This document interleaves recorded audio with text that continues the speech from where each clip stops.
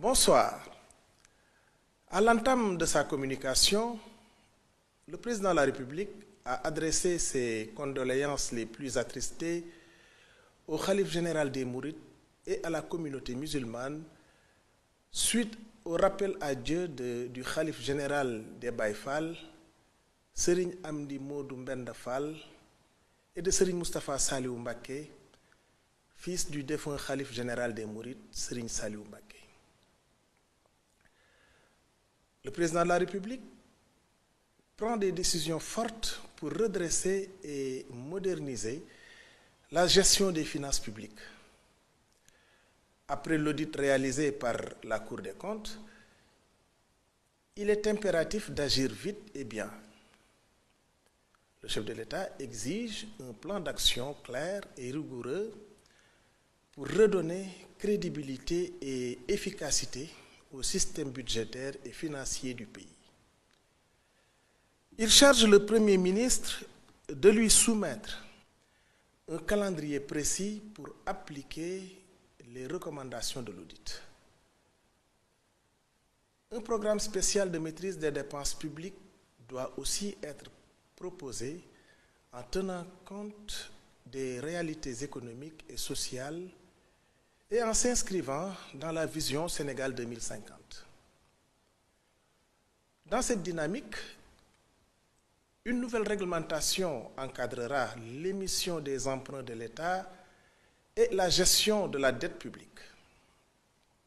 Le ministre des Finances et celui de l'Économie doivent proposer, sous la coordination du Premier ministre, un décret sur les emprunts de l'État ainsi qu'un cadre organisationnel modernisé. Le gouvernement est aussi appelé à accélérer la digitalisation des systèmes économiques et financiers, à garantir la fiabilité des informations budgétaires et à mieux planifier les investissements publics. Autant de réformes qui visent une gestion plus transparente et performante. Mais cette transformation ne se fera pas sans dialogue.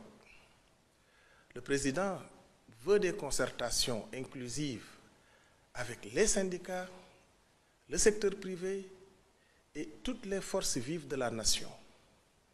Objectif: expliquer la situation, bâtir un consensus et assurer une mise en œuvre responsable et solidaire des réformes. Autre priorité affichée, l'accès à l'eau potable pour tous, surtout en milieu rural.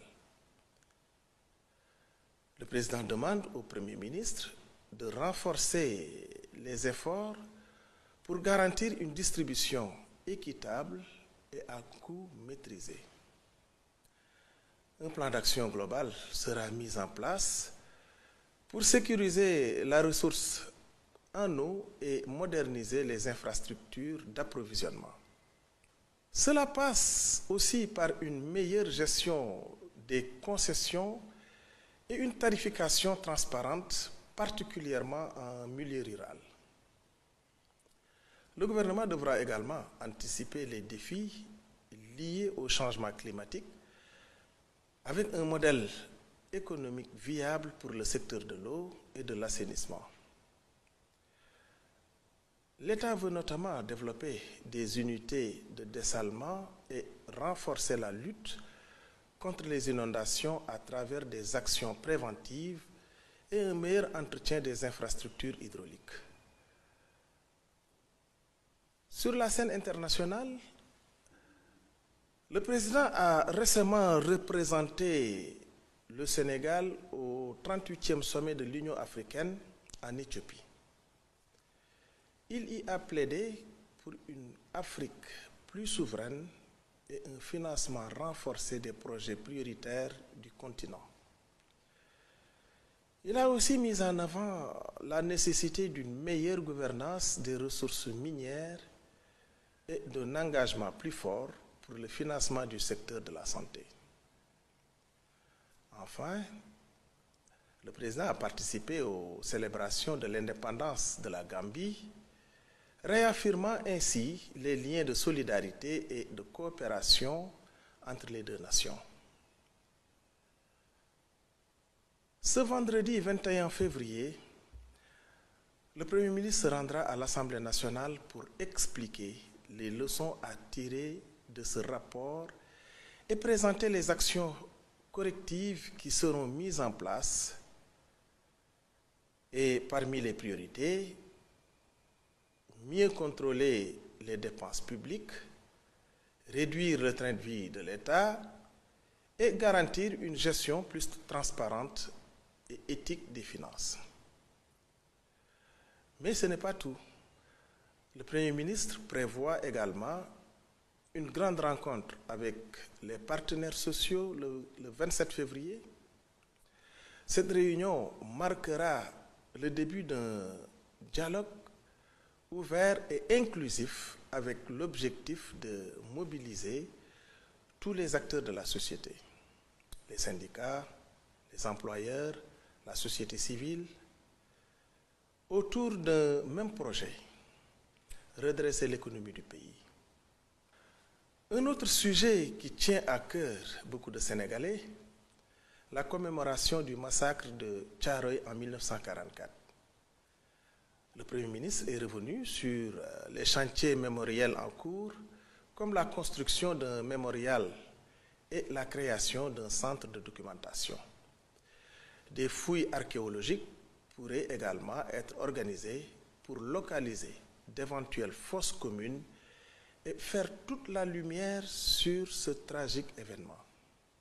En résumé, le gouvernement fait face à plusieurs défis de taille, dont l'assainissement des finances publiques, la relance de l'économie et l'honneur à la mémoire des tirailleurs sénégalais. Pour y parvenir, une chose est claire, la mobilisation de tous est essentielle. Avec ces mesures et ces engagements, le Sénégal amorce une nouvelle phase de gouvernance, tournée vers la transparence, la rigueur et l'efficacité au service du développement et du bien-être des populations. Je vous remercie de votre aimable attention et vous souhaite une excellente soirée.